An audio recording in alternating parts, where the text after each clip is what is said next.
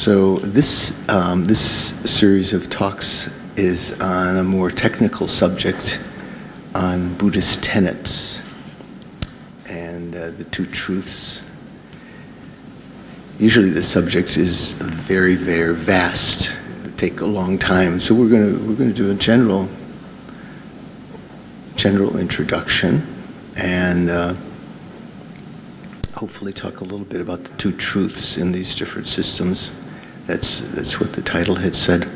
Can you hear me okay? Should this be closer? So we'll begin with a little meditation as usual.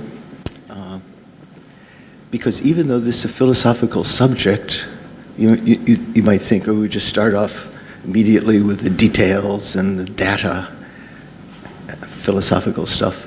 From a Buddhist perspective, that kind of study can be very, very beneficial if you undergo it with a proper motivation. Proper motivation means virtuous motivation, good motivation. So you might think, as we mentioned before, you might think, oh, come on, I have a good motivation, George, come on. I'm a good guy or girl or whatever. So I'm not saying that you don't have good intention, but all of us, even the great lamas, they always emphasize at the beginning, the most important thing is to have a very positive motivation. In the monastery, Lama Sopa Rinpoche's monastery in Laudo, have you ever heard in Solukhumbu in Nepal, in the mountain regions, not at Kopan, but up in the mountains, every couple of years or every year, depending on the Rinpoche's schedule and so forth, there would be a group retreat. He would invite local people. They would come. I don't think he had to invite, he just had to announce because he is very revered in that area. They would do a mani retreat, O Moneypenny Hung, Avalokiteshvara Sadhana.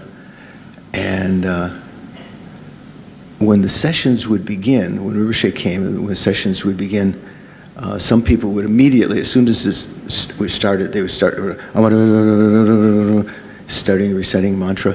Rinpoche would be on his teaching throne, teaching seat, and would be meditating, motivating for maybe 3/4 of the session.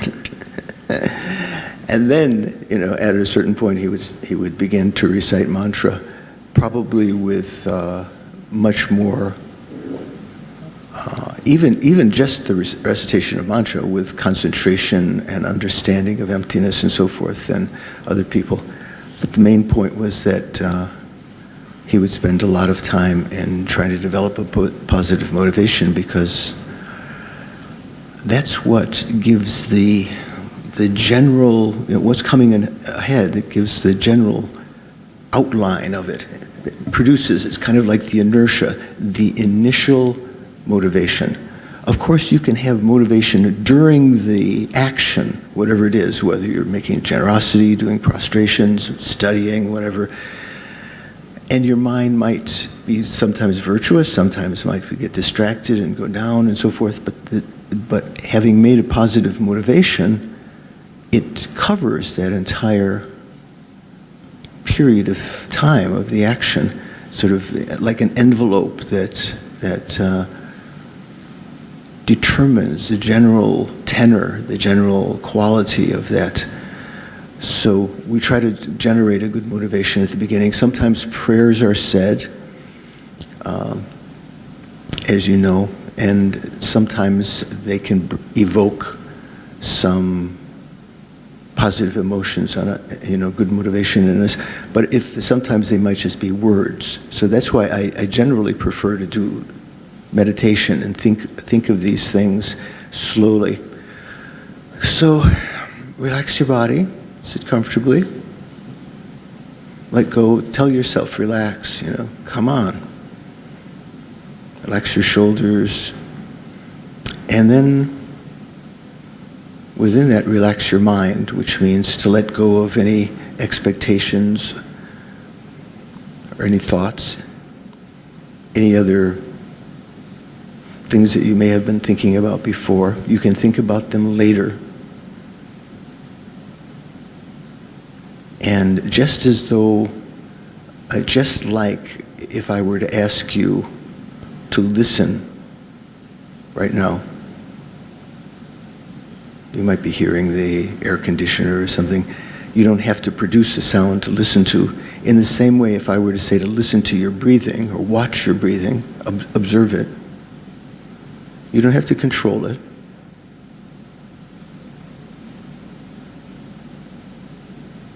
Just observe it with a little bit of discriminating awareness that recognizes and distinguishes between the inhalation and the exhalation and the endpoints. Keep your attention on the endpoints when it's barely moving at all, where the mind might want to wander onto something else.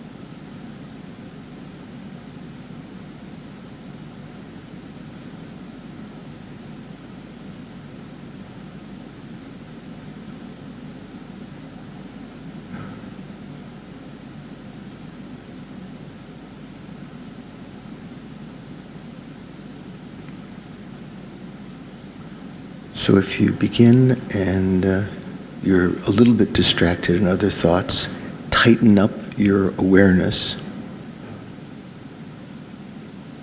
Observe the breathing more carefully and let go of the other thoughts.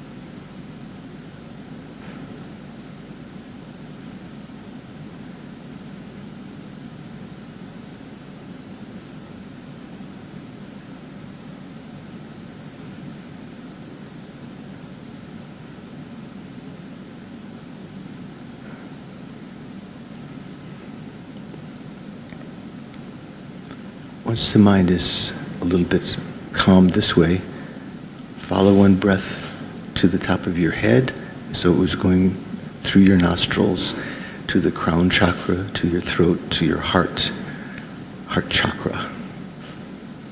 And leave your attention there, in the middle of your chest, where there's more sense of the, where you might, sometimes when you say I, you point to the middle of your chest as though there's something there, the subtle mind that seems to be grasping to the I there. Leave your attention on the mind and let go of your attention to the breathing. It will continue.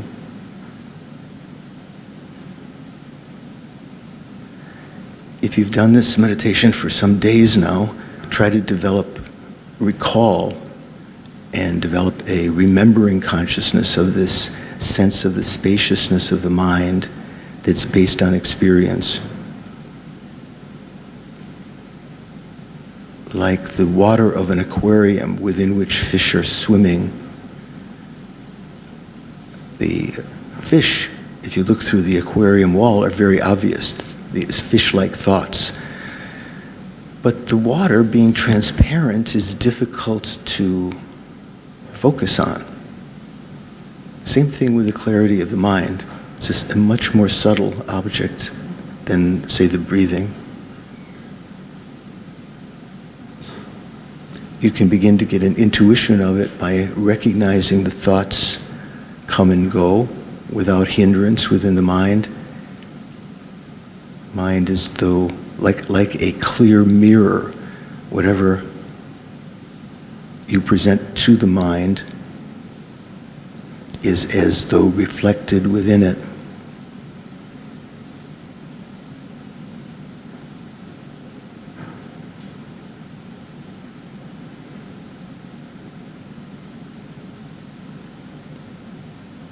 Considering the mind, or the knowing aspect, to be a subject in the sense that it has an object, something that it takes as its domain, the objects being the thoughts, the images that arise within the mind also, states of mind. Turn your attention away from the objective thoughts, images, mental images, to the consciousness that's perceiving them, experiencing them.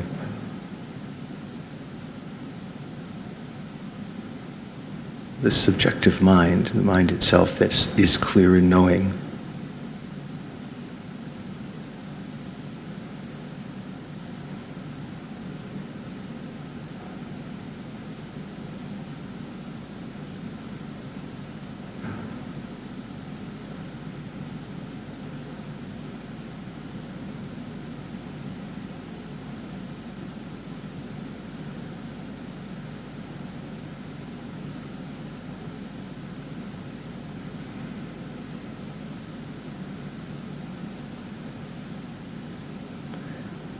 If you turn your attention away from focusing on the thoughts or the images in your mind, you deprive them of their life energy. They begin to dissipate.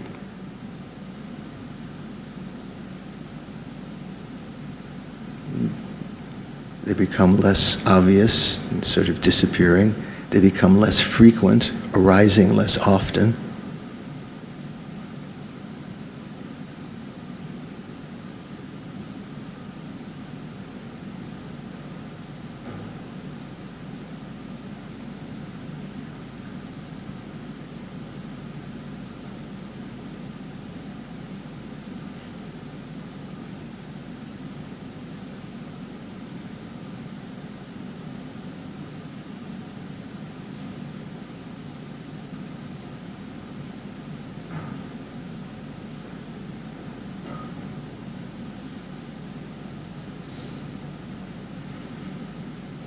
The consciousness, the mind, has no color or shape. It's an immaterial phenomena. So if there's a blackness that appears to your mind, just open your eyes a little bit, let some light in. Go back to reminding yourself you're not paying attention to the I consciousness. to the mental consciousness. Let go of the sense of your body.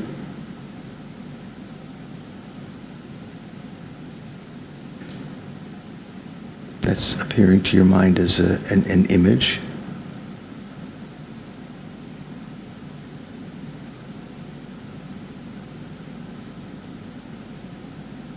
Occasionally think that, let me turn my attention away from the appearance of the body to the consciousness to which it's appearing.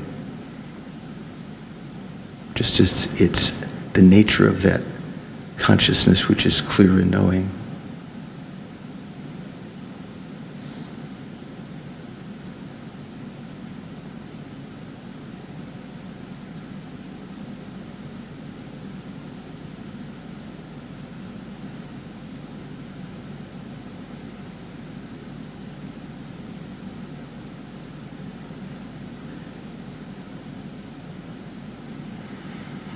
Even the sense of I, your own self-identity, may still be there as though an observer separate from the consciousness, recognizing that I also is an appearance, an image to the mind, that there is just the mind, cognizing, knowing,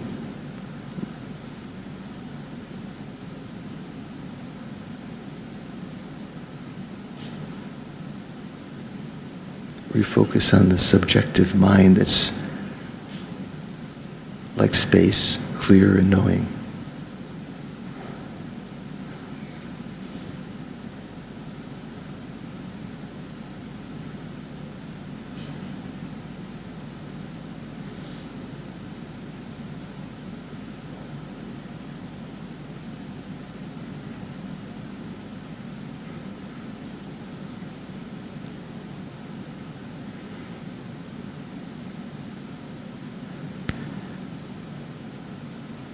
Recognizing this particular perception we're trying to cultivate of the mind is something in the course of many, many lifetimes has rarely been encountered. Certainly animals don't pay attention to this. Pretas, hungry ghosts, hell beings, even the desire realm gods. Usually we're oriented outside, looking at things, objects, and focusing on them, or focusing on the objects of our thoughts, rather than the mind that's experiencing, knowing those thoughts. This is a very rare, precious opportunity afforded to us by the fact that we have a human rebirth of leisure and endowments. Leisure in the sense we're free from all this distractions and sufferings that are much grosser than what we're experiencing now. Whatever mental torment we have now or worry is insignificant. It pales in comparison to the suffering of being an animal or a hungry ghost, a hell being. So think, I'm going to use this opportunity now that I've attained, I've received, so to speak, due to karma that I've created with great effort in past lives. I'm going to use this to fill this clear light nature of my mind with positive motivation, and then in the ensuing hour and a half, 2 hours, try to follow with attention the material that's going to be presented about the various philosophical schools of Buddhism, with the aim of using that information to heal myself to the point where I can start to not just be whole again, but from a Buddhist point of view.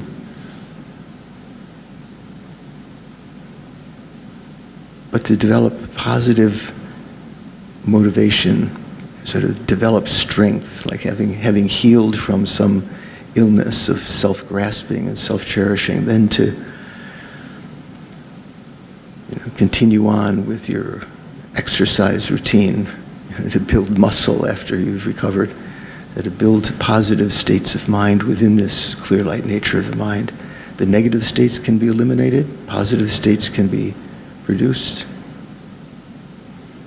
I think I'm going to aim with the highest motivation to achieve the state of omniscience, which is the only way that I can really benefit all beings most skillfully, continually, without the need of any kind of effort, mind spontaneously, effortlessly, in the most skillful way, most perfect way, working for the benefit of others. I think I'm going to participate this morning. This is my motivation. I'm going to participate this morning to achieve this state of omniscience eventually, to benefit all living beings, all mother sentient beings.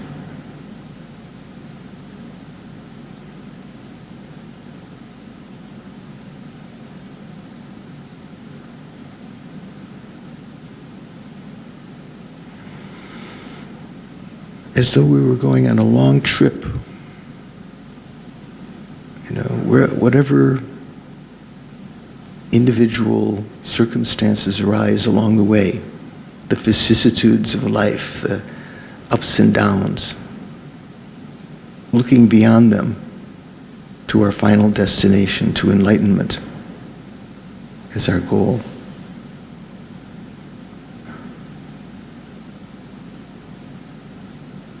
Leaving that imprint in our mind for future lives.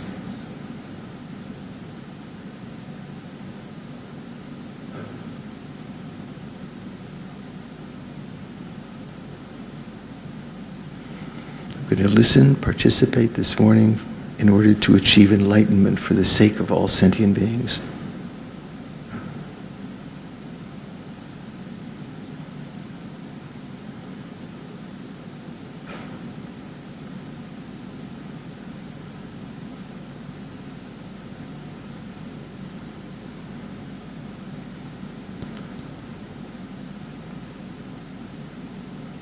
And then slowly relax your body, relax your mind, come back to the present.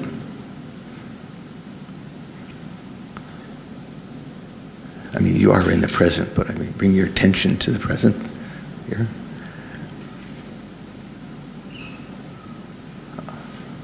So, the people who are coming in late are very quiet, like mice. I don't hear you. You're very, very conscientious. Thank you. When I sat down, when I partially closed my eyes, I didn't see as many people before. So some of you have come in afterwards. So I may have mentioned this before. His Holiness the Dalai Lama uses this example sometime that motivation. We should try to develop this a motivation. As though we were going on a long journey. And we're going on a long journey to enlightenment.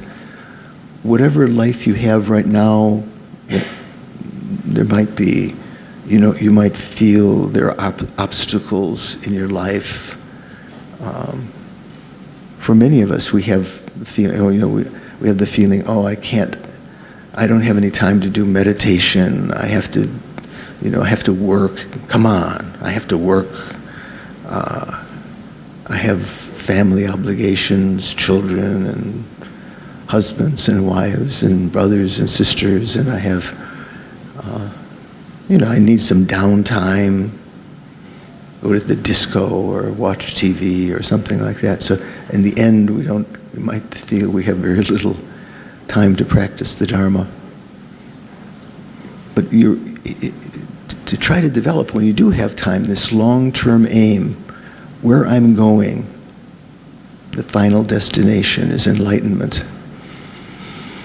whatever arises along the way, His Holiness the Dalai Lama says like this, taking the bus from where he often resides in India, Dharamsala.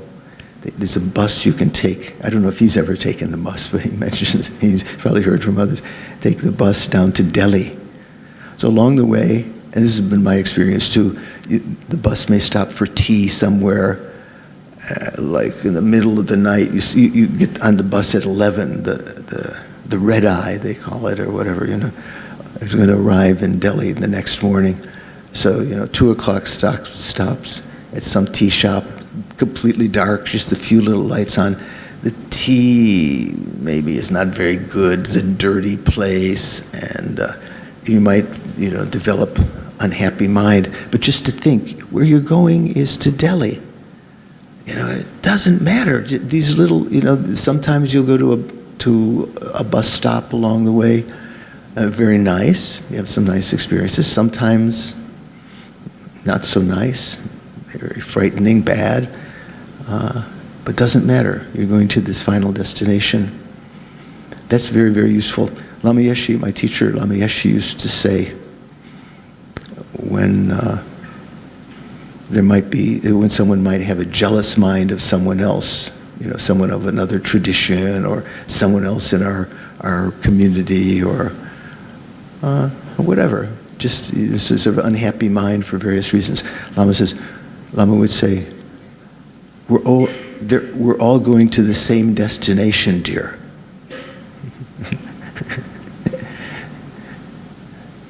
Yeah, so all sentient beings, we're all going to the same destination. So some sentient beings may be a little further in their evolution than us. There's no need for jealousy. We're going to the same destination as them. Those that are not as advanced as us, that we might want to discard or demean in some way, they're going to that same destination. Who knows, they may have potentials on their mind to make more progress this life than we will make. So it's good to keep in mind. I like to think when I'm driving my car, I can see a certain distance in the future on the road. Then maybe there's a bend, there's some trees, I can't see beyond that.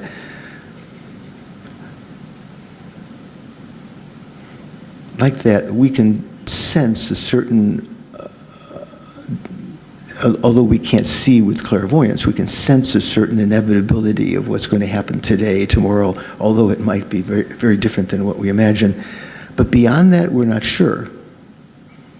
We might lose our job, we might get a new job, we might become a monk or nun, or who knows. So it's like turning the corner, but still we're going to this. Whatever happens along the way, we're going to this final destination. That's kind of the bodhisattva impetus in the mind. If someone were to, with that kind of imprint in their mind, were to be born, they might not enunciate these words, but the sense of, all of these worldly pursuits are just temporary habitats, so to speak. I'm aiming for something greater. You might seek out teachers as a youngster, and as you grow older, try to fulfill that wish, to how can I find this final destination, where I'm going, highest destination. So this subject we're going to be talking about, again, like some of the other, like the low rig and some of the other subjects that we've been asked to teach, a little bit like, might seem a little dry, like my teacher Geshe Sopa, I told you before, when he would teach some of these subjects, he would look at us and like, now we're going to be chewing dry bones, hard, dry bones, not like a juicy piece of tofu or a steak or, something, very easy to chew, but dry bone, you might think, I just want to talk about bodhicitta and say Om Mani Padme Hum and feel joy.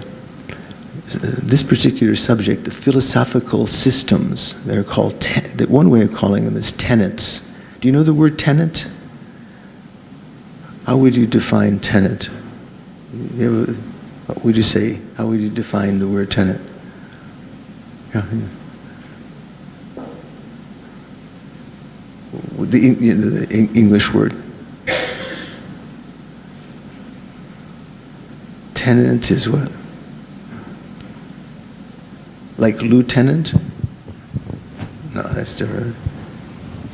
Tenet may be something that we hold, or we might think certain rules. Not sure what you think the word tenet means. Here, from a Buddhist perspective, the Tibetan, the Sanskrit word I think is Siddhanta, not Sadhana. You know the word Sadhana, the thing that you recite. Siddhanta, and the way that the Buddhists have, the Tibetans have translated in Tibetan, they call it Drupta. Drup means maybe established, and this ta is not like ta that means view, tawa. This is spelled differently, pronounced differently, ta, aspirated t. This means the conclusion, or a conclusion. So one way of translating tenets, siddhanta, into Tibetan, kind of in English ends up as established conclusion, something that you have established through reasoning and understanding in some philosophical system, and you've reached that conclusion. That's kind of your system. So in talking about that, I remember when we began studying tenets many years ago in Manjushri Institute, although we'd studied earlier, one of the monks at the time was in charge of the advertising for the course, the publicity for the course, and he had found some quotation, and I can't remember it. I was trying to find it this morning. The Buddha had said something like this, that to ordinary people, the Buddha teaches certain kinds of teachings, practices, and so forth, but to the scholars, the Buddha taught, he said, I teach tenets, so these philosophical systems, so that you can understand all of the teachings in some context.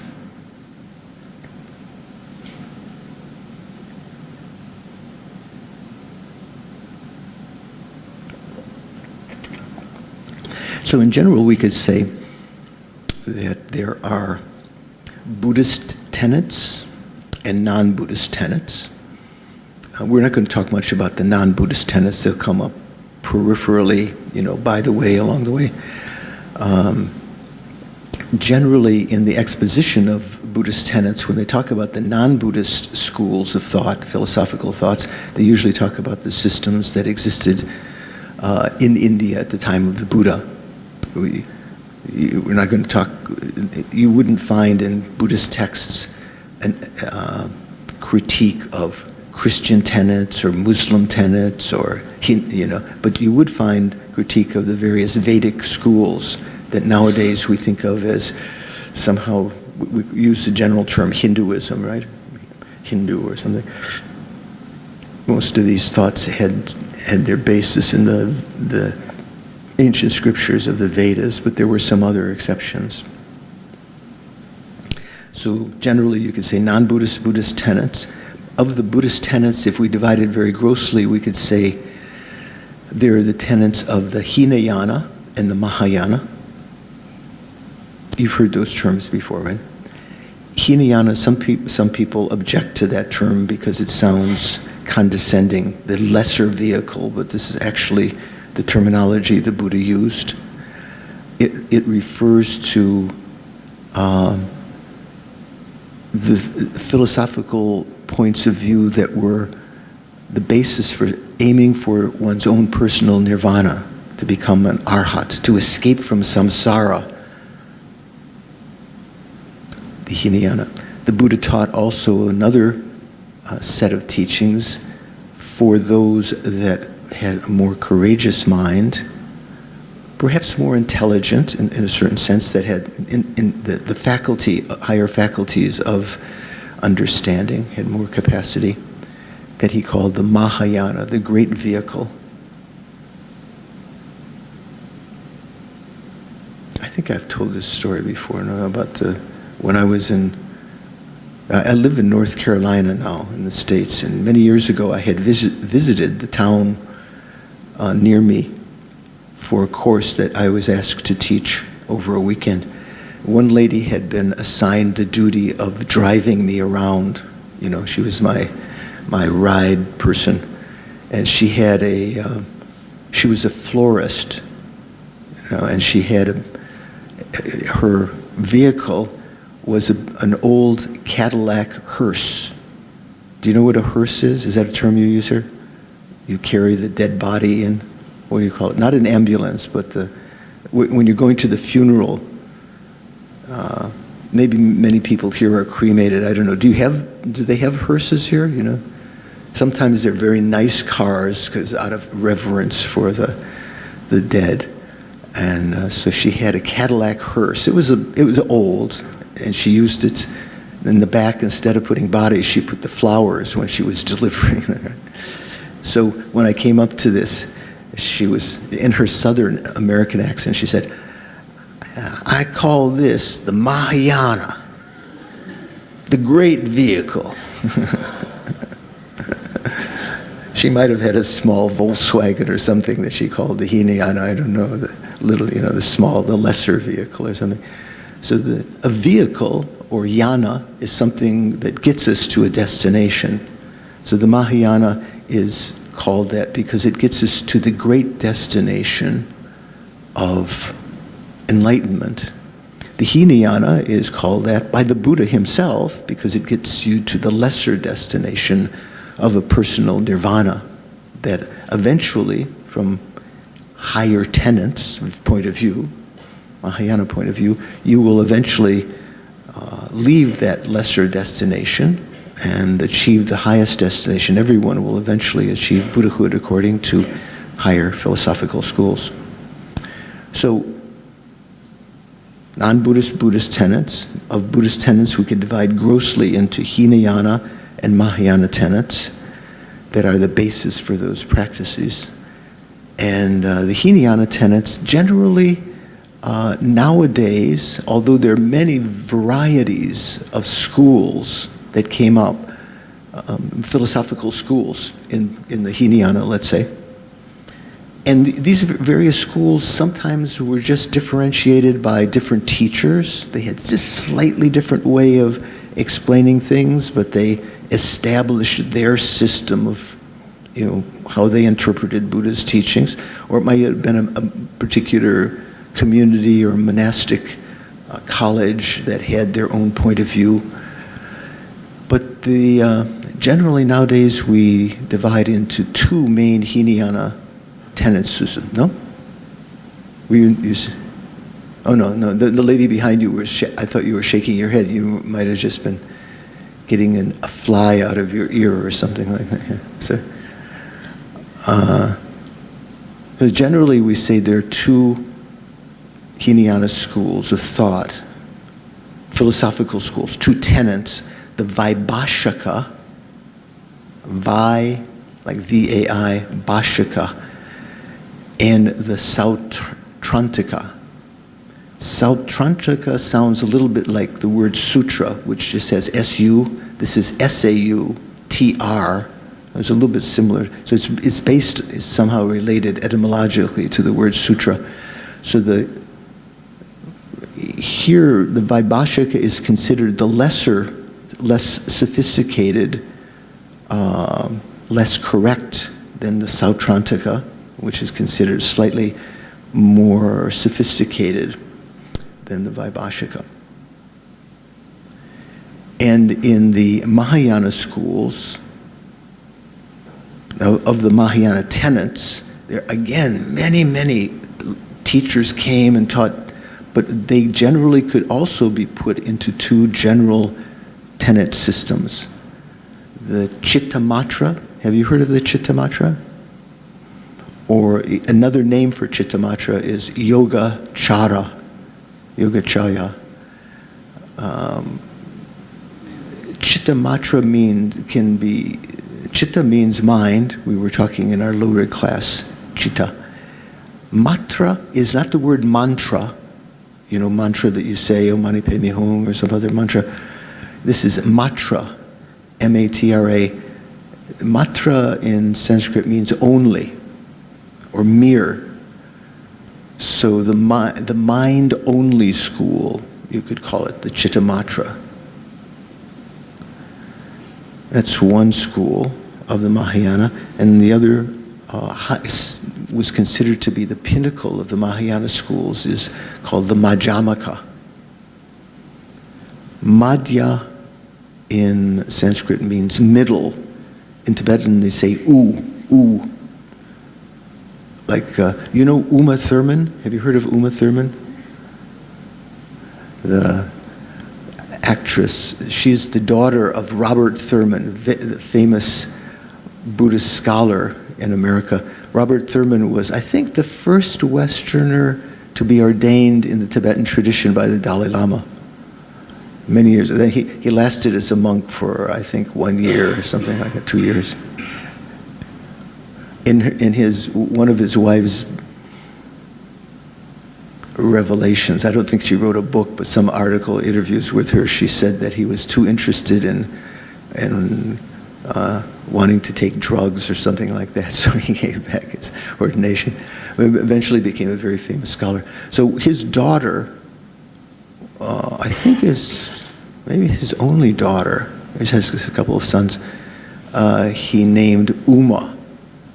So Uma in Tibetan means the middle way, means Madhyamaka, or the Madhya means the middle. But it also is also the name in Sanskrit. The Tibetan word Uma also mirrors a Sanskrit word that's the wife of Bhairava, one of the wrathful deities, who causes havoc in the world, kind of causes our delusions. In Sanskrit, she's called Uma. So he gave his daughter this name, kind of bridging these two things. So we have the Chittamatra school, the mind only, and the higher Madhyamaka school, the middle way school.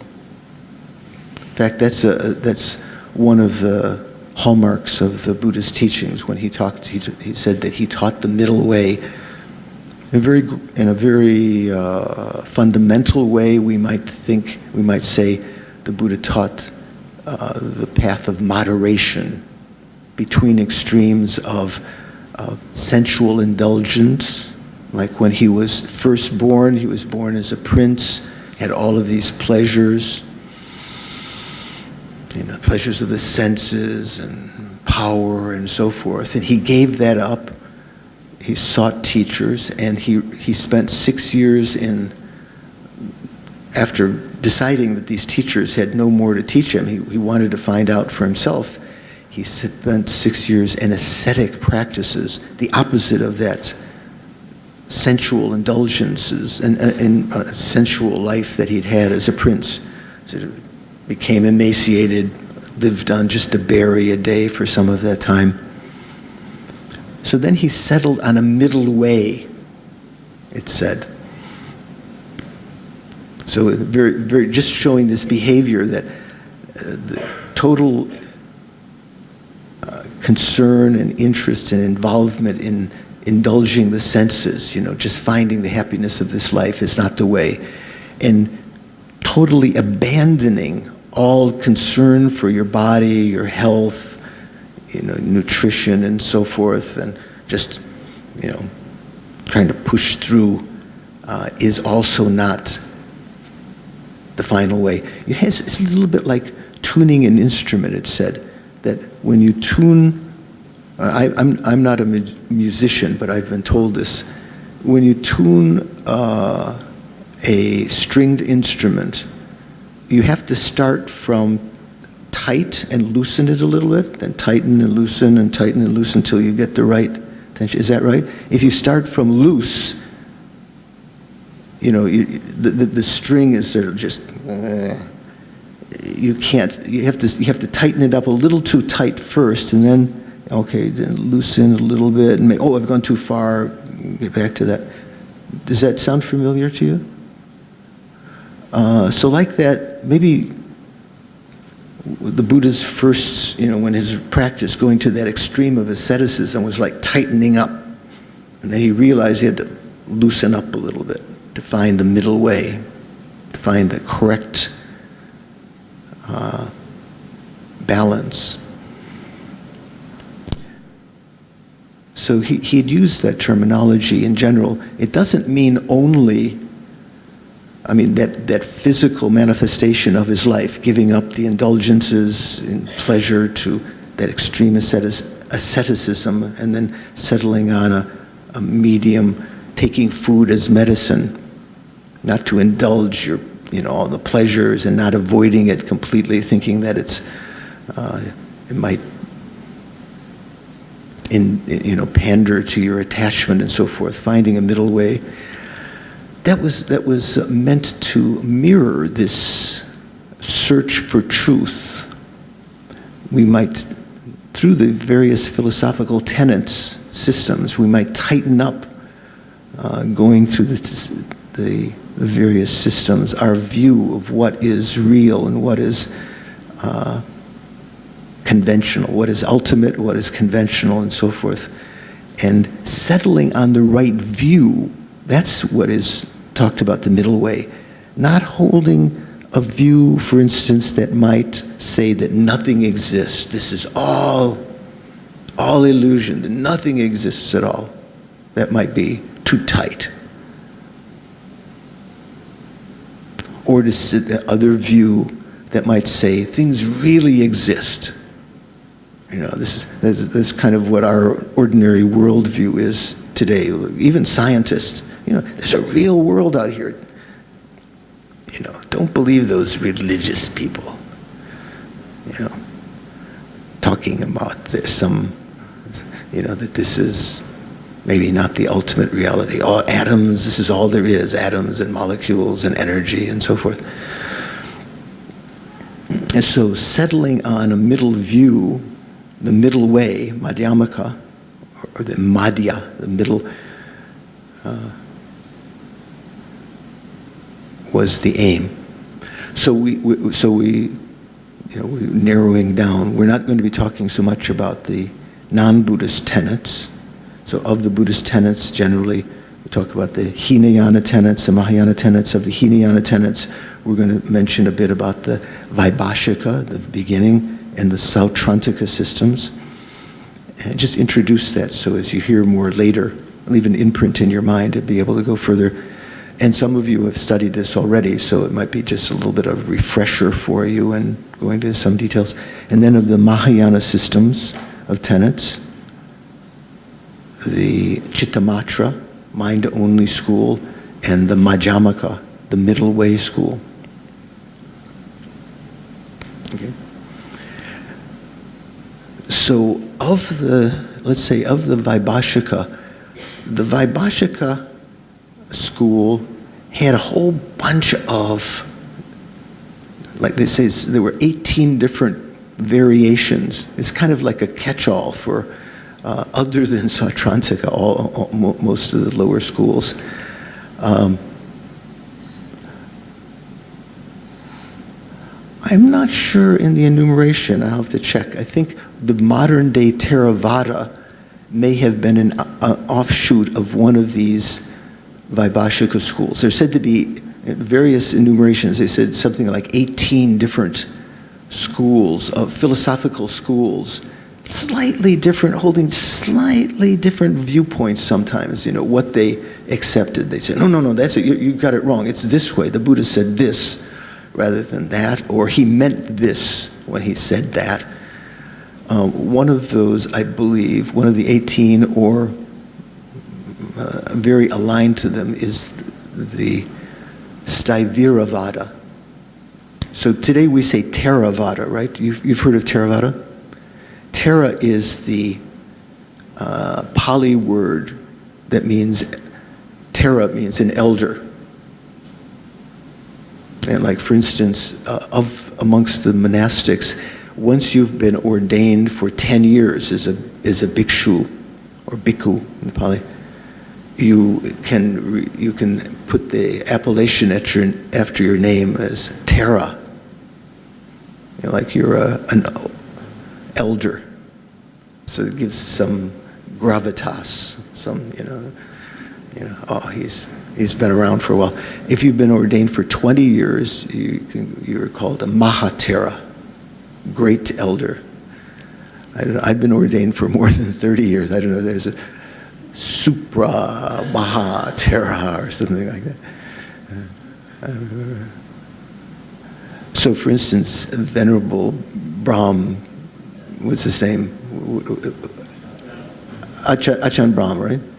I think he's also Mahatera or Supra Maha. I'm just joking. There's no words beyond Mahatera, but he's been ordained a long time also, Westerner. And of course, many Tibetans and Indians and Malaysians and Thai and Burmese have been ordained a long time.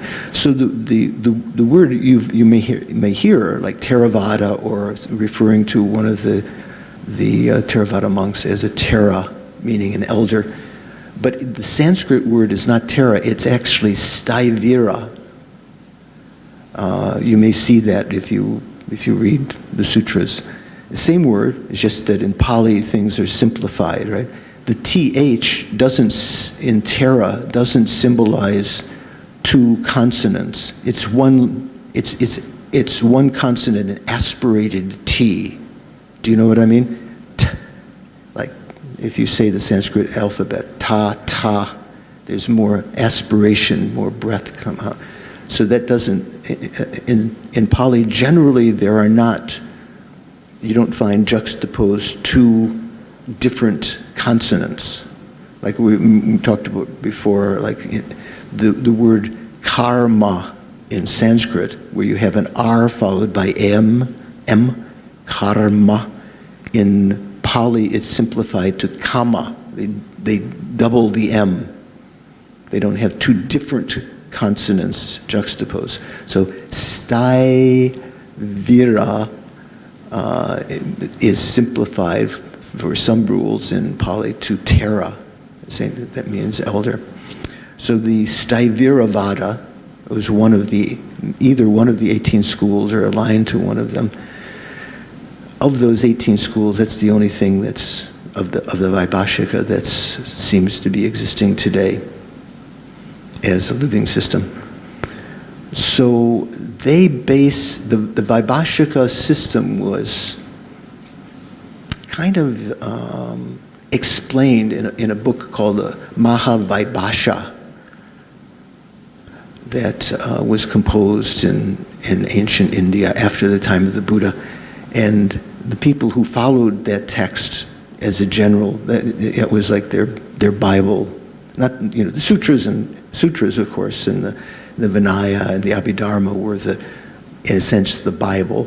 But in terms of tenets, the Mahavaibhasha for them was a handbook that gave all of the interpretation of these things.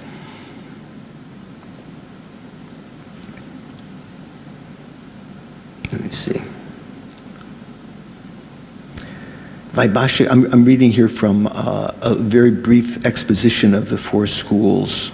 So it's the four schools, the two Hinayana, two Mahayana, from Jeffrey Hopkins' book, Meditation on Emptiness, because most of the other expositions of the tenets, big books, and going into more detail that we need right now. So he said, Vaibhashika means a follower mainly of the great detailed exposition. That's his translation of the Mahavibhasha. So this is this large text, which is a compendium on knowledge, compendium on the Abhidharma. So, the Buddha taught many discourses, said he taught 84,000, gave 84,000 different teachings. You've heard that before, right? To counter 84,000 afflictions or delusions. And of those, 84,000 teachings. Here we're not talking about tenets, we're just talking about the teachings of the Buddha, right? They were divided into what was called the Tripitaka. Have you heard that word? The 3 baskets. Do you know what the 3 baskets are? I forgot your name. Tipi, yeah, Tipi. You don't know the 3 baskets? Do you know? The Vinaya Pitaka? Good start. What? Abhidharma Pitaka? And the did he tell you? Good, yeah. So all the teachings of the Buddha, those that dealt with his discourses on the practice of morality and discipline, which included the rules that the monks had to abide by or the vows of a layperson, but also the intricacies of karma, things that dealt with discipline. All of those were collected, and they were said to be, if you were to collect those and as though they were physical, put them somewhere in a basket, like you would carry things, you would carry fruit and other things in a basket, so that was called the Vinaya Pitaka. At the time of the Buddha, the texts were not written down. Later, when they were written down, you might actually think there would be a container you could put all of those texts in, the Vinaya Pitaka. Mainly dealing with discipline, or of the 3 higher trainings, mainly dealing with the higher training of morality. Then there was the general teachings that he gave that were called sutras. Generally, we might think of all of the Buddha's discourses as sutras. Kind of the word sutra kind of means discourse in a general sense.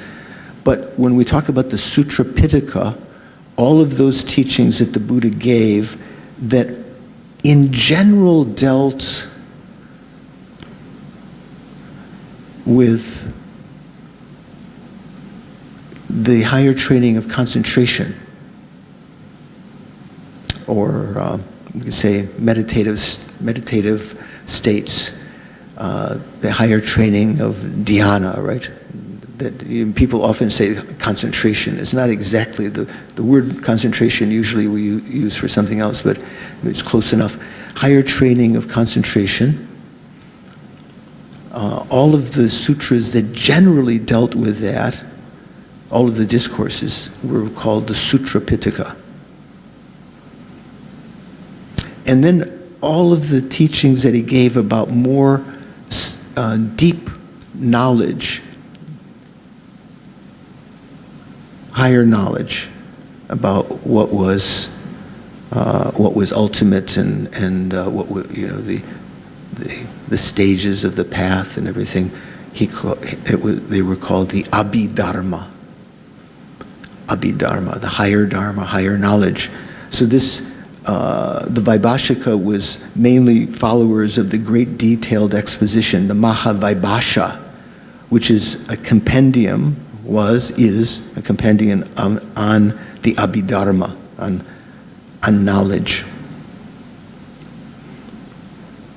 How about the Prajnaparamita Sutra? Have you heard of the Prajnaparamita Sutra? So is that a sutra? Is that mainly about concentration? I thought it was more about wisdom. Anyone know? From a Mahayana point of view, maybe you would say it's kind of like in the not in the Sutra Pitaka, even though it's called Prajnaparamita Sutra, because there the word sutra is mainly meaning discourse. It's more in the compendium of higher knowledge, perhaps. So this Mahavibhasha, I'm not sure if it still exists. Jeffrey Hopkins is using the present tense here. This text distills the meaning of the 7 treatises on Abhidharma.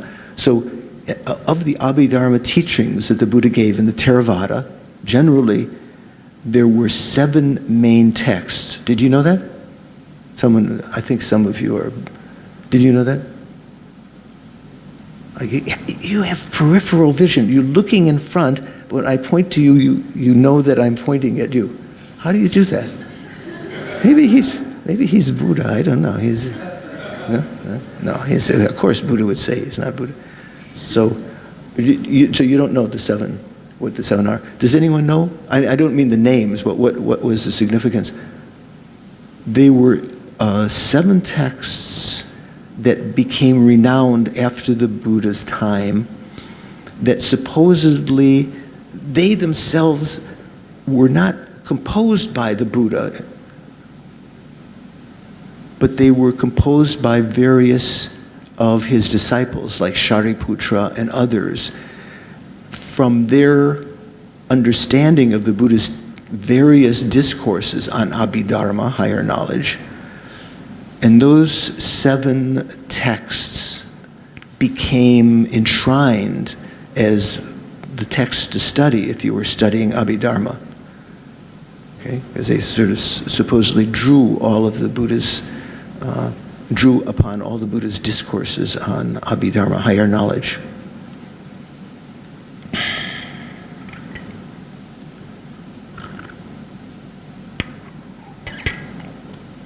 So the Sautrantika, the next system up, they don't consider these 7 texts to be the words of the Buddha, but the Vaibhashikas considered these 7 Abhidharma texts, which is basically their Abhidharma Pitaka, as actually like, that's it. That's the Buddha's, the word of the Buddha, even though they were supposedly composed by various arhats and so forth.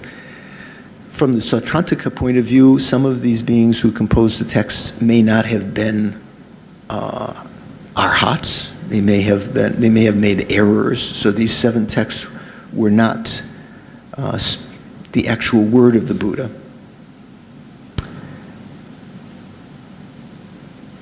So this text of Mahavaibhasha distills the meaning of the 7 treatises on Abhidharma, which only the Vaibhashikas accept as spoken by the Buddha. The Sautrantikas, Chittamatras, Madhyamikas, none of the other schools accept these 7 texts as being the word of the Buddha, actually spoken by the Buddha. So the word Vaibhashika, follower of the Mahavaibhasha in one sense, also means one who asserts that past, present, and future things, objects, are all instances of vibhasha, or substantial entities. So that's another etymology of this word. They say that things of the past still are substantial entities, even now. And things of the future exist now, even though they haven't been encountered yet as some kind of substantial entities, which is not accepted by higher philosophical schools. So this just gives a little bit of idea of why they're called Vaibhashikas. They depended upon this text. They generally accepted the 7 texts of the Abhidharma Pitaka as actual word of the Buddha, that the others do not. Another particularity of the Vaibhashikas is that they accepted or asserted, of their tenets. So of a philosophical school, you may make certain assertions. You could also translate that word assertion as accept, but in the sense of what they assert. Do you know what to assert something means? To state it. This is how it is. They asserted that there were the most fundamental, if you break up matter into fundamental smaller and smaller particles, eventually you get into the most smallest particles that themselves were partless. How about fundamental physics today in chemistry or physics? When you break down, is an atom irreducible? Yes? Who said that? Is that Sweet Kim back there? Atoms are irreducible? They don't have protons and neutrons and electrons as parts? Pardon? Oh, they are reducible. Okay, you didn't say they were irreducible. They are reducible. How about protons and neutrons and electrons? You know what I'm talking about? You've heard those terms. You must have had to study. This is Singapore. You guys are the top students in the world for math and science, I think, at least, certain measures. So are they the fundamental particles? Well, even now we know that, or there's theories that say that you can break up protons with energy and so forth into sort of component parts. Even those component parts, what are they called? For the leptons, for the electrons and so forth, what do they call them? Quarks. Have you heard of quarks? Not quartz, like quarts of milk, or not quartz, like quartz crystal, spelled a different way. Quark, Q-U-A-R-K. Have you heard of quarks? Some have. Who's heard of quarks, just out of curiosity? Very few people, okay. So some famous physicists in the last 50 years or so have, through mathematics, have hypothesized that the electrons and some other particles themselves were reducible to more fundamental particles. One of the names was, because the system, the theory was that there were three kinds of particles that would make up this system. One famous physicist, Murray Gell-Mann, anyway, it doesn't matter his name, he took a quote from James Joyce's text, Ulysses. Anyone ever read that text, Ulysses? Is it like one of you did? It's very long. How long did it take you to read? 2 weeks only. Wow, that's pretty good. You didn't have a choice. You had to read it in 2 weeks. It might take years to understand what he was. Anyway, he made a lot of allusions. Somewhere in that text there was some bar scene when the guy was saying 3 quarks for Master Mark. So he was drunk and he didn't either he meant 3 quarts of beer for someone or something, but he said quarks. So this physicist used, because the theory was hypothesizing that we're going to be 3 kinds of particles that made up the electrons, so he called them quarks. So even now, they're not considered to be partless particles either. They have, some kind of dimension and east side and west side. But the Vaibhashikas hypothesized that there were eventually, when you broke down, you reached certain particles which didn't have any parts.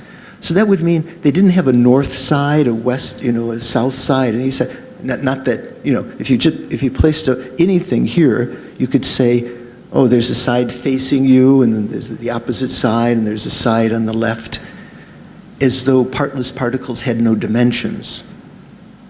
They accepted this kind of thing. Higher schools, especially the Sautrantikas, criticized this mercilessly, with all sorts of explanations, saying that this would mean that you couldn't build up anything if the particles had no sides. How could you have 2 adjacent particles? If you tried to build up, some matter out of particles, how could they be adjacent to one another, because they didn't have any sides? You couldn't say that one side was touching this one and the other side was touching the next one, and so forth. But the Vaibhashikas asserted that partless particles, that there were partless particles that aggregate into gross objects.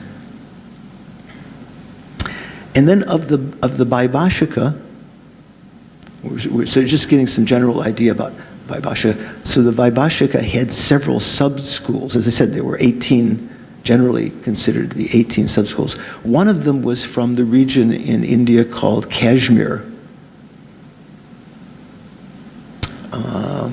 And they were, not unsurprisingly, they were called the Kashmiri Vaibhashika.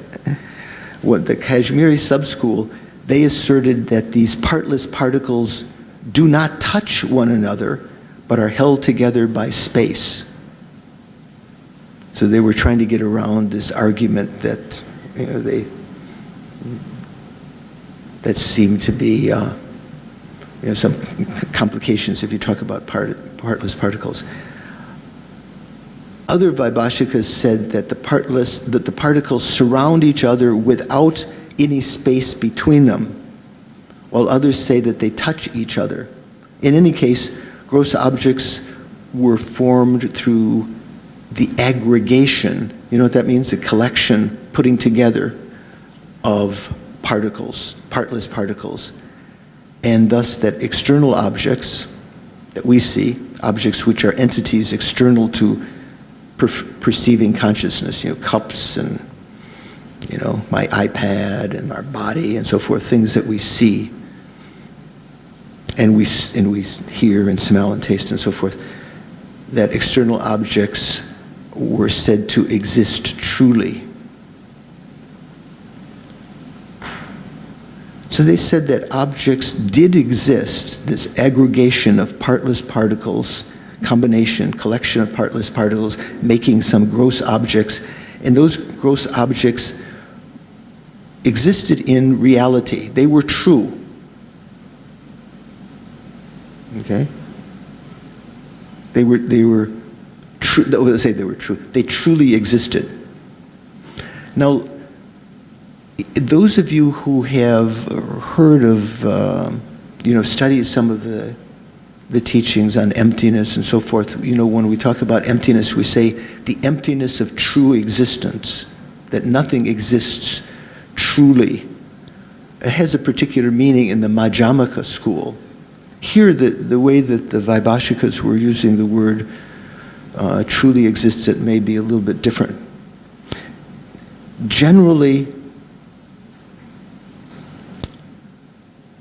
if you've studied those higher tenets, generally when we talk about reality, we say there are two truths. You know, what are the two truths, KK? Conventional truths and ultimate truths, or conventional truth in the singular and ultimate truth. Depends on how you look at it, whether you use singular or plural. So,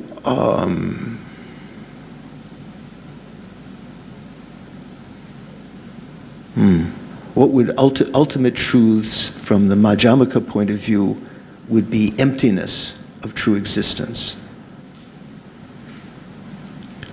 And these things would be called conventional truths. For the Vaibhashika, ultimate truths had a different meaning. Ultimate truths, or ultimate truth. If you take any object like this cup would not be called an ultimate truth for them. If you broke it up into its particles, if you could break it up into particles such that you could no longer perceive that this was a cup, either physically break it with a hammer, let's say, drop it on the floor, and later you look at the pieces, you may not recognize it as a cup. You would say even if you could realize it was a broken cup, you wouldn't call it a cup any longer, right? Those pieces. If the apprehension of cup or object is destroyed either through physical means or through your mental inspection, if you could imagine its parts and, you know, the smallest particles, if that was something that lost its identity in analyzing, that was called a conventional truth. It was only true by convention, popular convention. What would an ultimate truth be? It's something that if you investigated it, and you would not lose the apprehension of it if you tried to divide it into parts or physically break it into parts, that would be an ultimate truth. So maybe from what I've said before, do you have any idea what an ultimate truth might be for the Vaibhashika? Because the word is used, this is one reason for studying the tenets systems, because they sometimes use the same words, like ultimate truth, conventional truth, but in saying those words, they were referring to different things. They had different kind of definitions of them. So remember a moment, okay, Sweet Kim says no, he doesn't know. So just a moment ago I mentioned that the Vaibhashika accepted partless particles. So could you break a partless particle into its parts? No, by definition. So partless particles, for them, they're hypothetical partless particles that other philosophical schools did not accept. They said, come on, there's nothing that's partless. You know, even something getting smaller, smaller, smaller always has some, you know, sides to it and so forth, parts. So for the Vaibhashika, partless physical particles were ultimate truths. And they also talked about, when they talk about time, your instance of time, you could break up any, let's say a second, well, let's say in modern terminology, you can break up a second into, you know, quarter of a second, milliseconds. What is a millisecond? Thousandth of a second, right? A microsecond. Can you measure microseconds? Yeah, even, you know, actually not difficult with the laboratory equipment. You can measure very, very short instance of time. According to Vaibhashika, if you got smaller and smaller instance of time, finally you got to an instant of time that you couldn't divide anymore. Partless moments of time, they accepted. Do we accept that? Western science? I'm not sure. I don't think so. You can always go smaller and smaller. How fast does light travel? Anyone know? KK knows. He's a go-to guy for statistics. You know? Was it? Oh, so I think it's, I can't remember what it was, something like,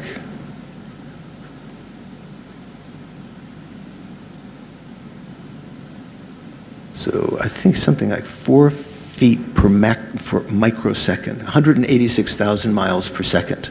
That's pretty fast, right? Can you, when someone turns on a lamp, can you notice that the light gets to the wall a little bit later? No, it's like so, you know, the light from the sun coming to us is not presently being emitted from the sun. It was emitted how long ago? I can't remember. 93 million miles, you can calculate yourself, some minutes or longer. Like for instance, the radio waves from the satellites that go around the moon, you know, when the astronauts are there, or these satellites that are going out to the distant planets, takes sometimes many hours for that radio signals, which are traveling at the speed of light through the vacuum of space, takes sometimes many hours. The one that just went to, what was it called? Ultimate Tula or something? Have you heard about that? That asteroid or planet beyond Pluto. You didn't hear about that? Just in the last couple of weeks, the NASA people have gotten signals. The rocket was sent off a couple of years ago. Finally, has reached way out there. So the Vaibhashikas accepted partless instance of time, partless particles. They also accepted partless moments of consciousness. Say, for instance, our continuum, our mental continuum, you might say, every instant of, every moment, the next moment of consciousness arises based on the condition of the previous moment. Just like any moment of this cup cup is an impermanent phenomenon, right? Phenomenon. What's the cause of any one moment of cup? The previous moment of cup. That disintegrates, and the next moment of cup arises, slightly different, but so similar that if we're looking at it, or we're holding it, we don't notice that subtle impermanence. So if you talk about consciousness, the stream of consciousness, also one moment of consciousness arises from the previous moment of consciousness and gives rise to the next moment of consciousness. Consciousness is not turning over. I'm just turning my hand to indicate, the next moment. So the Vaibhashika also, so they accepted partless particles, partless instants of time, and partless moments of consciousness. So the shortest moment of consciousness, like when we talk about, trying to develop single-pointed concentration, sometimes supposedly one could begin to notice the shortest instance of time that when the mind is changing, a perception of something was changing from one instant of consciousness to the next. So they said that there were also certain, you divide down the continuum of consciousness and you would reach instants of consciousness that they themselves could not be divided any further, that were partless. An aggregation of these is a continuum of consciousness that perceives its objects, barely, nakedly. And they also believed that consciousness, unlike the higher schools, see the higher schools, their understanding of how consciousness perceived objects was a little bit like our scientific view now. We mentioned in the low-ray class, say, eye consciousness is, when we're asleep, is receded away from the eye. Even you open someone's eye at night and you wave in front of them, they don't see anything, right? The eye consciousness has retreated away from that. And when you start to wake up, the eye consciousness starts to inhabit the eye organ, the eye faculty. And when objects then, when light from an object goes through the iris, through the fluid to the back of your eye, the retina. I had a scare the other day. I had an eye exam, and the doctor said to you have macular degeneration. You might have to have these injections with a needle into your eyeball every month. And it turns out that Sui Kim took me to an eye surgeon the other day who said, not, it's just normal, your age. So that was a relief. But usually we understand that an image of what we see is projected upon our retina, right?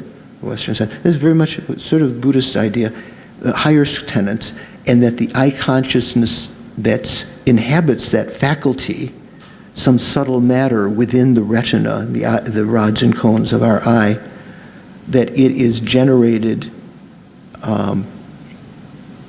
in an image of the object. It doesn't actually touch the object that's out here. Let's say that if I see this cup, the eye consciousness is not touching the cup, obviously, right? We would say, but it is generated in an image of that cup that is projected on the retina. Does it make sense? No one lost?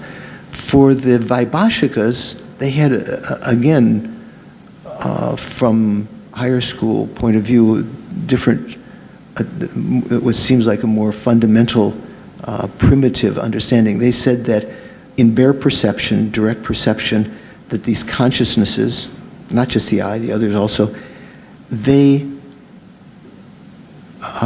perceive the object nakedly without being generated in the image of the object, as though the eye consciousness somehow contacts the object, almost like, not quite clear according to their tenets.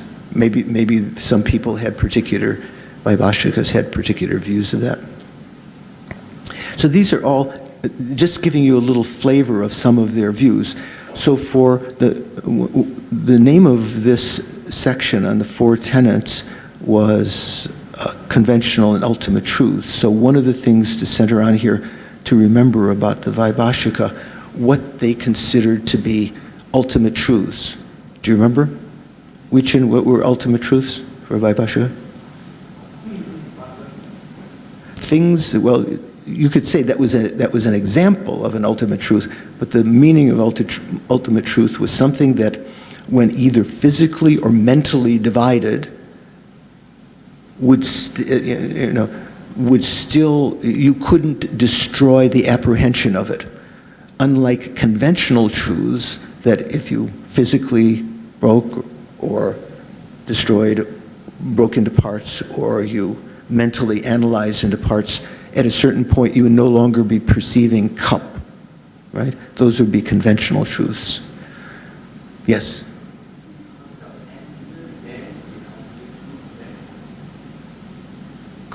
Could you, I didn't catch.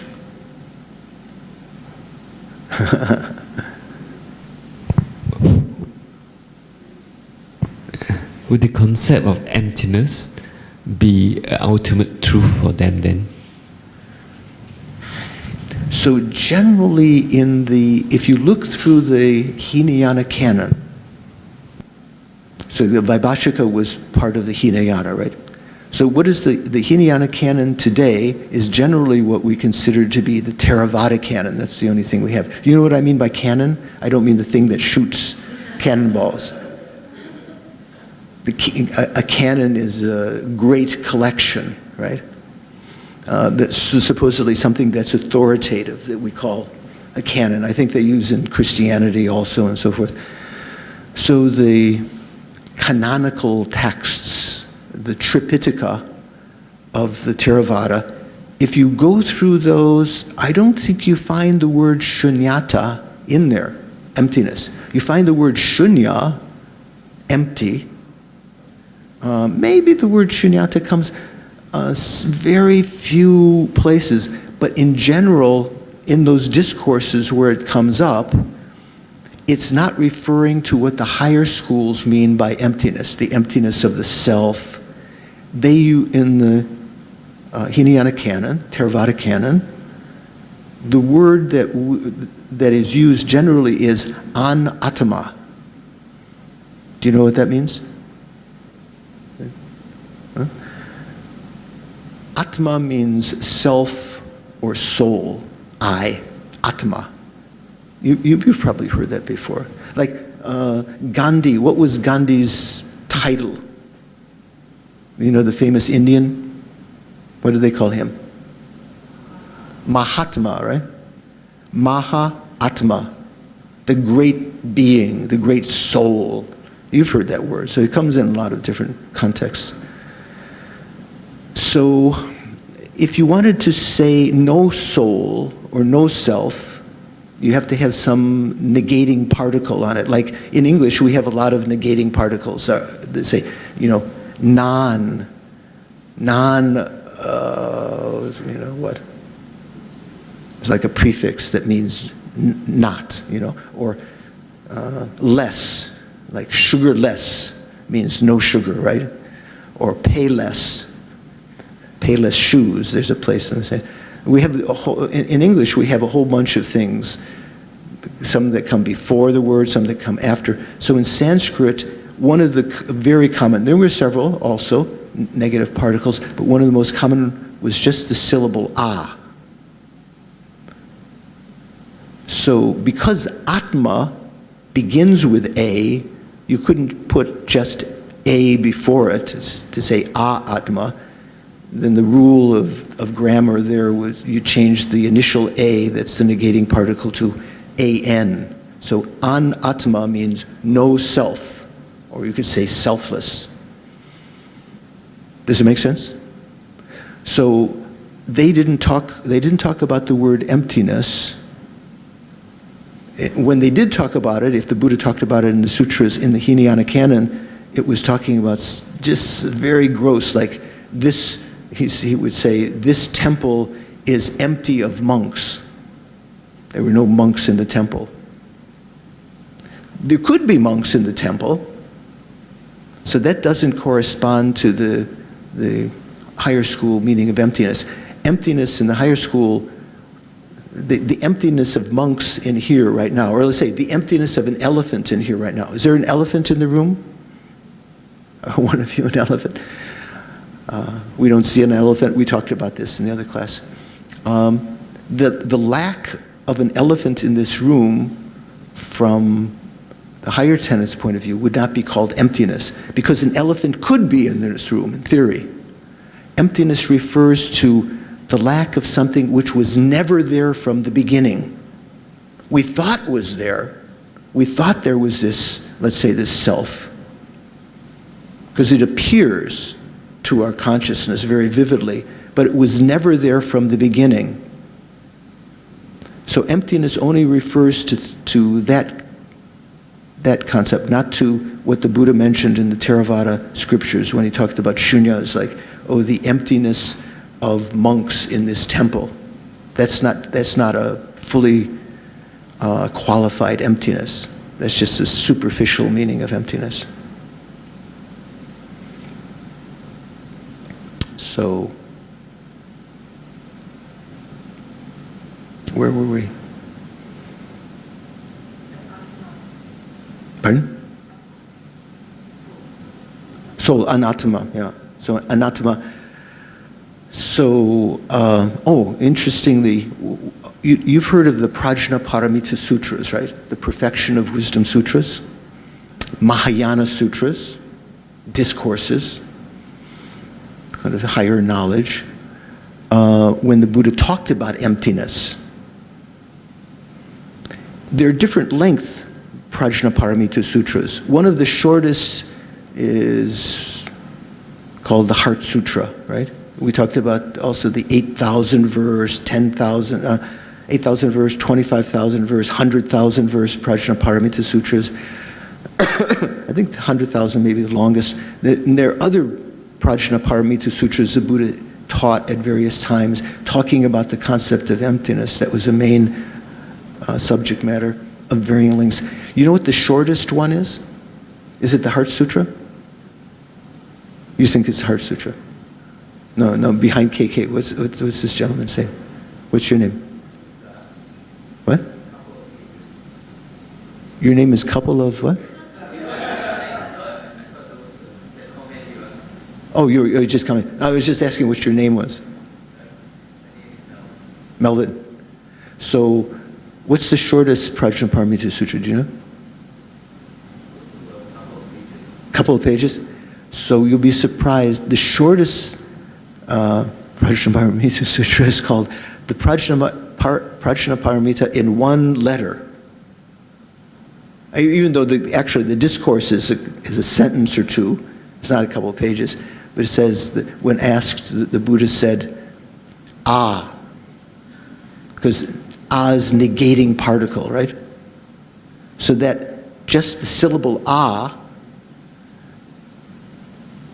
or in English, I'm trying to draw. You can't see it. I'm doing it opposite to you. I'm looking at it. There's a letter A that indicated negation, because from the higher tenets, not Vaibhashika, from a higher tenets point of view, emptiness is a negation, a non-affirming negation.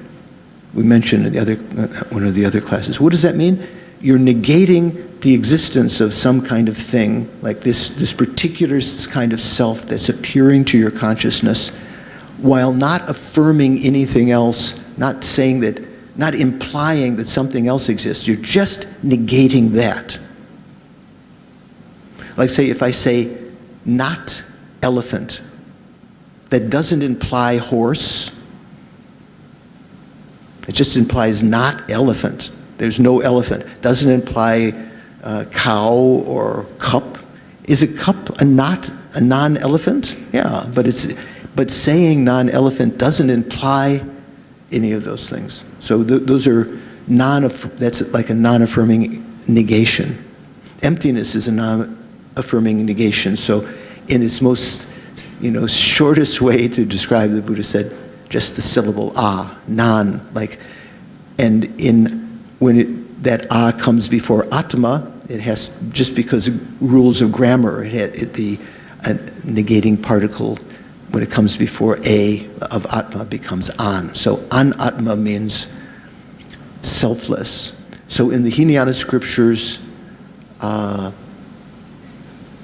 mainly is talking about anatma.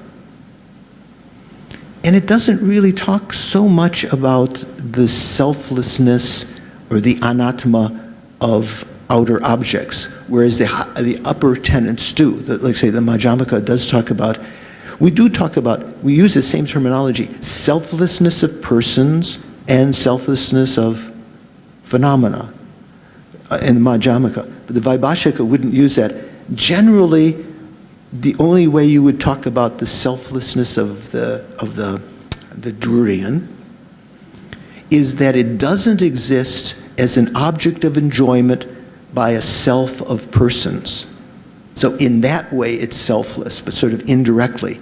It's not talking about looking at the durian or looking at the cup or looking at the car and so forth and seeing and saying it doesn't have a self-identity, which the upper tenets say.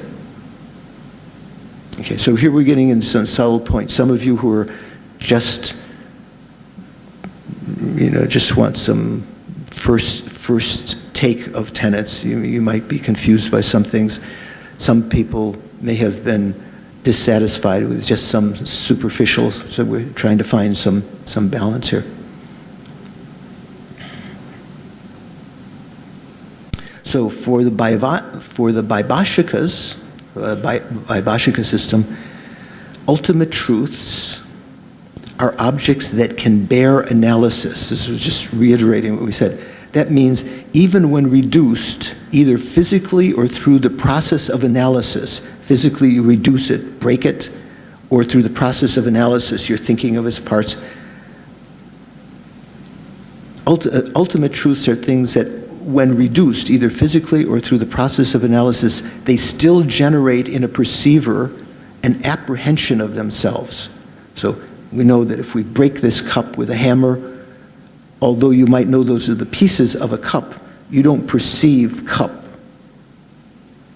It would, if you broke them up into smaller and smaller pieces, you just had a big pile of ceramic dust here.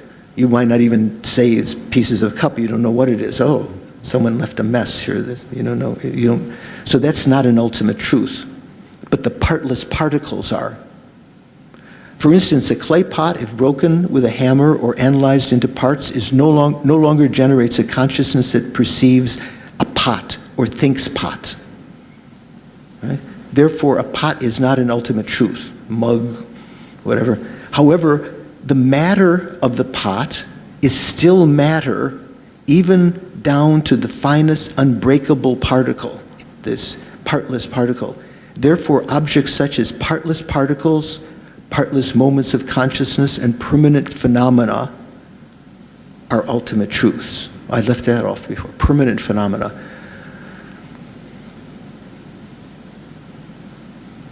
Generally, there's not all the Vaibhashikas accepted that there were some things that were permanent. You know what permanent means? Not changing moment by moment. In the 4 seals that we talked about before, what was the first seal? All compounded phenomena are impermanent. All things that arise from causes and compounding or coming together of causes and conditions are impermanent. Some of the Theravada presentations have different, they say all phenomena are impermanent. That would exclude the existence of permanent phenomena, right? They say all phenomena are suffering, whereas the general Hinayana, not just this lower interpretation, would say all, what kind of phenomena are suffering? contaminated phenomena. Certain phenomena are not contaminated and they are not suffering. But the third seal, everyone agrees, all phenomena are empty and selfless. All phenomena. There's no exception. So here it's saying that some that accept permanent phenomena, some of the Vaibhashikas say that it is an ultimate truth too. Why is that? Because for them, permanent phenomena would not be outer objects that you can see. They would be intellectually known objects such as uncompounded space and cessations. You know what cessations are when we talk about true cessation? When you have eliminated from the mind some affliction through meditating on the Four Noble Truths in the Vaibhashika system and the selflessness of the Four Noble Truths, not as objects of use of a self.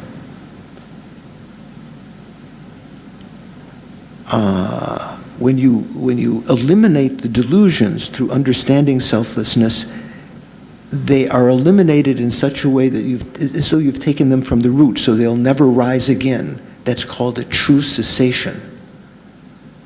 And there are various true cessations from the time of realizing selflessness on the path of seeing. Sequentially, you meditate on that again and again. You are ceasing more and more of the afflictions over time on the path of meditation until you reach the last moment of the path of meditation, and the next moment you become an arhat, you reach nirvana, and all of you reach the ultimate true cessation, which is called nirvana.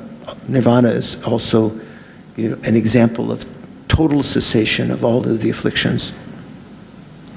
So generally there's one famous text written on the Vaibhashika tenets that we study in the monastic system called the Epidermic Osha.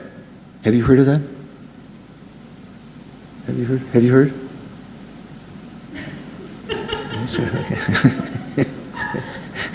It's great. I couldn't do it. My peripheral vision, I can't, I could barely see him out of the side of my eye, but he knows I'm referring to. So who wrote the Epidermic Osha, do you know? Vasubandhu, exactly. Vasubandhu had a brother who was very famous, and we've mentioned several times. Do you know who Vasubandhu's brother was? What? Asanga, right? Asanga is the great saint who went to Tushita heaven and received the 5 texts from Maitreya. He had done a 12-year meditation to try to see, have contact, actualize Maitreya. 12 years in different episodes, 4 years, 4 years, 4 years, or 3 years, 3 years, I can't remember how it was divided. Every time he'd come out disgusted, and something would impel him. He'd see some vision that would impel him to go back into meditation. It's said that in his 12 years of meditation, he never had a good dream. I mentioned that also in my 3-year retreat, I didn't have a good dream. So I felt, at least, even though that's a negative sign, I felt some allegiance with the Sangha who had these, eventually had some good results. So Asanga was one of the sons born to this one Indian lady, and she had made prayers that even though she, that lifetime, couldn't help to revive the Buddhist teachings. This was about 600 years, I think maybe something like that, after the Buddha. Even though she herself, her circumstances and such were not such that she could help to revive Buddhism in India, she made prayers that her sons would. So she had sons by different husbands. One of the sons was Asanga, who became a proponent of the Mahayana. One of the sons was Vasubandhu. And Vasubandhu, at first, was mainly practicing the Hinayana.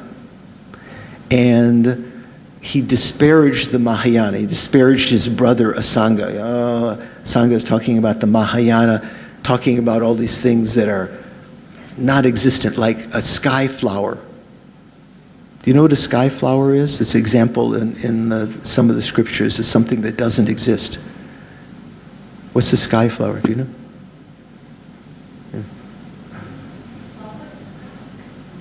Yeah, right. Yeah. Come on, George. A flower in the sky. What is it exist? Well, the implication is it's just there. It doesn't have any roots going into the ground. It's not something that's temporarily in the sky that you threw up and then you take a photograph and it looks like it's just there in the sky. It's like just some flower that's there in the sky. There's no such thing, although the clouds might look like that, or you might think there's something like that, right? A famous example. So he criticized his brother Asanga as following the Mahayana, which had all these precepts or these assertions or these tenets that were like sky flowers. They didn't exist. He was a proponent of the Hinayana.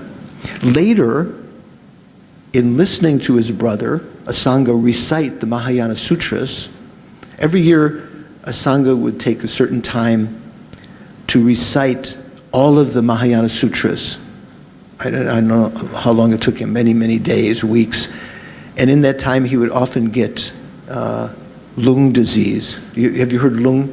The sort of like depression, just for some concentrating and memorizing. Sometimes you can get this wind disease from the prana or chi being concentrated. So Asanga would bathe in a bathtub of, I think, sesame oil. You know, oil supposedly helps to overcome, if you ever have lung, it's supposed to be something that helps.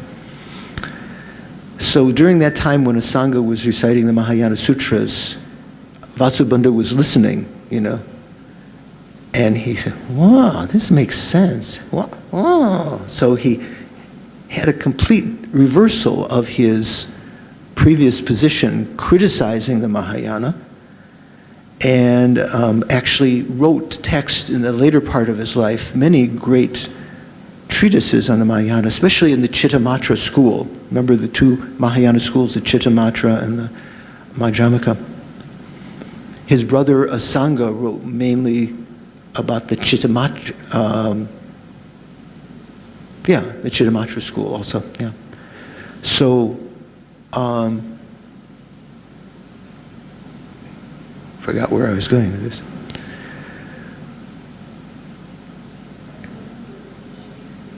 Oh, thank you. Someone's here. What?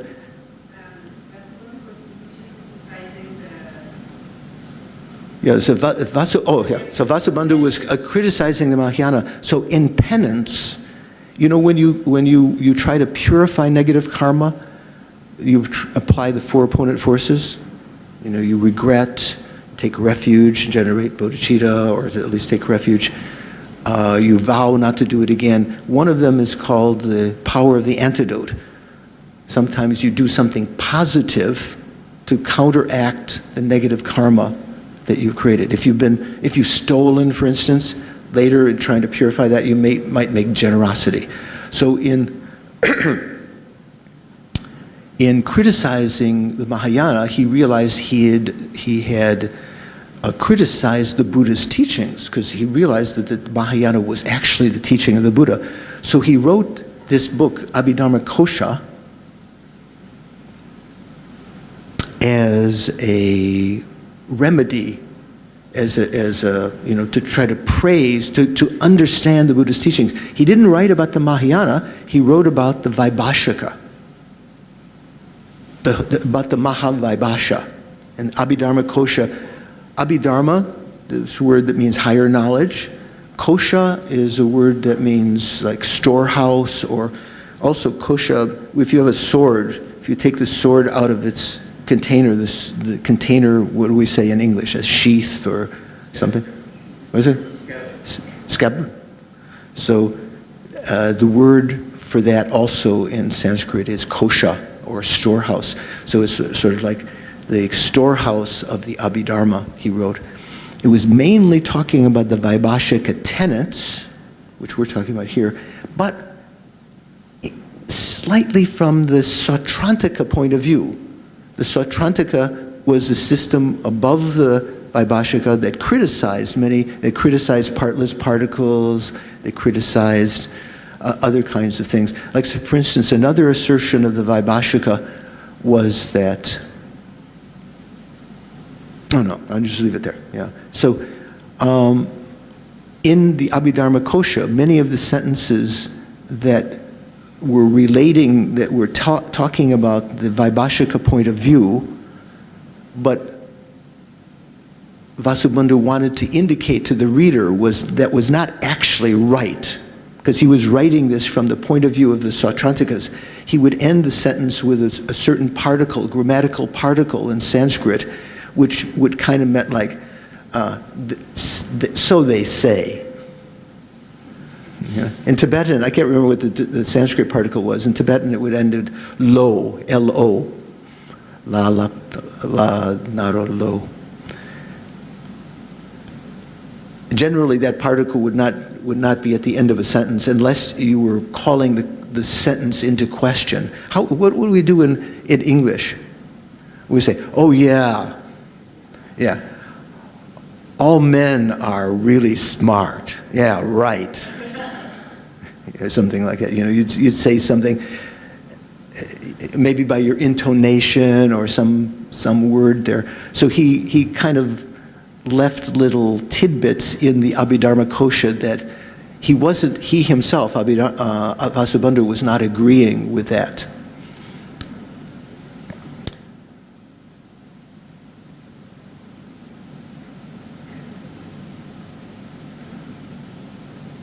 Okay, so I think that's a good start for today. I think we have, am I right, we have 4 classes of this? Only 3? I think we have 4. So we'll go through in the succeeding one, we'll talk a little bit about the Sautrantika after lunch.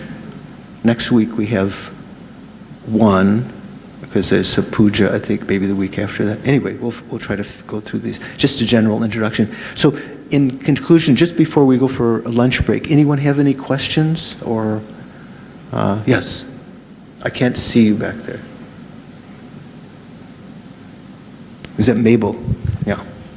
Hi, Mabel. So the Vaibhashika standpoint that the ultimate truth is the smallest indivisible particle. Not just that, anything that's irreducible, such as partless moments of consciousness, things that are permanent, like cessations or uncompounded space. But that was one example. Partless particle was one, partless moments of time, partless moments of consciousness, uncompounded space, things that were permanent. I guess my question is, how do they know when it is the smallest particle?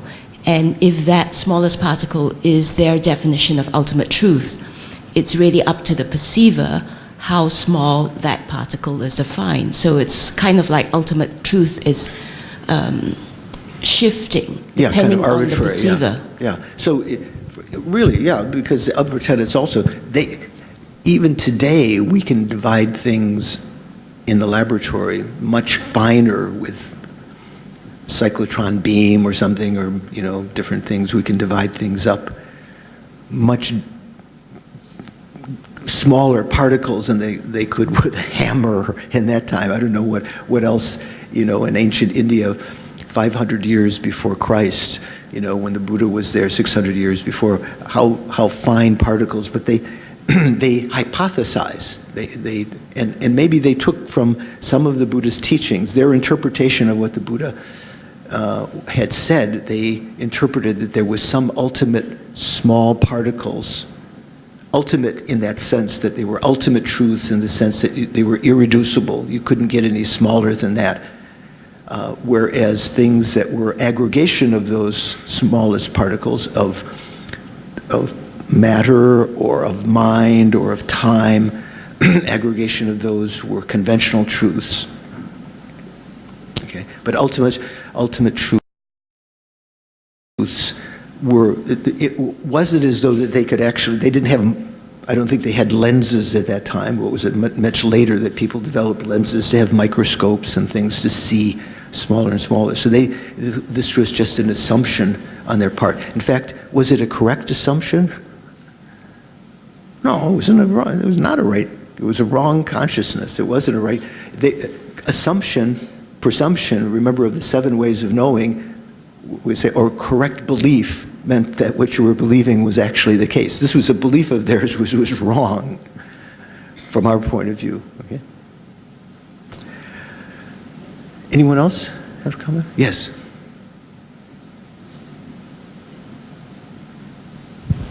Whenever, if I remember correctly, Vasubandhu, the Dharma Gosha, mentioned that the water, though is not... Say that again. He mentioned what? The water. Water? That though it's not breakable, is still conventional truth, if I remember correctly. Say water again? Though it cannot be broken, right? Water cannot be broken, cannot be break. Oh no!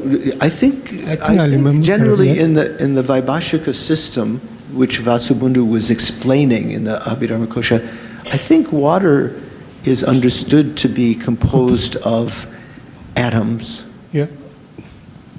And those atoms themselves, there's a whole elaborate system. There were various atoms of the physical objects. Remember, we said that objects of sight were shape and color. And according to Vaibhashika, there were actually atoms of shape and color that were comprised of atoms of the 4 elements. You know, the 4 elements: fire, air, what? Water, and earth, right? So even water itself, the atoms of it, and the objects of sight also had another atom. Objects of sound that were, say, sounds, were comprised of these 4 atoms in different combinations of the fundamental elements, plus another atom of sound. And smell and taste and so forth all were accumulations, aggregations of these 4 fundamental atoms of the 4 elements, plus some other atoms that were exclusive to that sense power. So even water atoms, they said, because they understood that water was comprised of atoms, those water atoms were comprised of these fundamental atoms of the 4 elements, and also,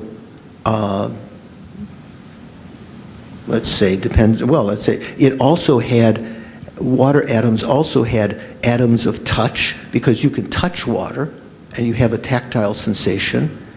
There were atoms of taste, because if you taste water, there's some taste. There were atoms of visual form within water, because you could actually see water. And say, for instance, there was, even though you might think water was mainly comprised of the water element, it still had atoms of, of